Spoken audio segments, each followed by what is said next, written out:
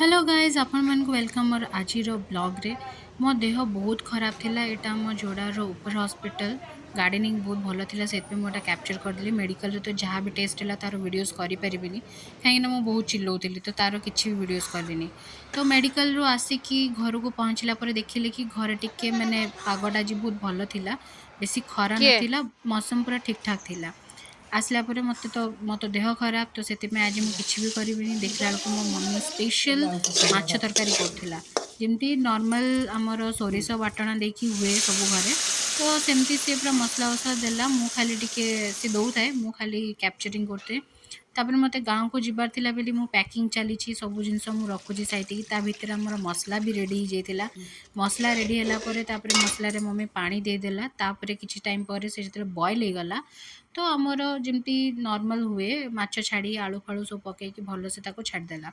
आ ये है आम देसी माने बाड़ीर देसी धनिया पत्र जोटा को पकेला परे खाइबारे आउ गोटे फ्लेवर आसी जाए बहुत बढ़िया लगे। तो ये देख पारे मो लंच गाँव को जीवा पूर्वर पखाड़ भात सहित भजा माछ माछ मंजी कलरा भजा आ माछ तरकारी। आज मो लंच जहाँ भी मुझे खाइली आपण मानक केमती कौन लगिला आ मोर ब्लॉग केमती कौन लगिला सब मते कमेंट सेक्शन में जणातु भल लगिला कि नहीं।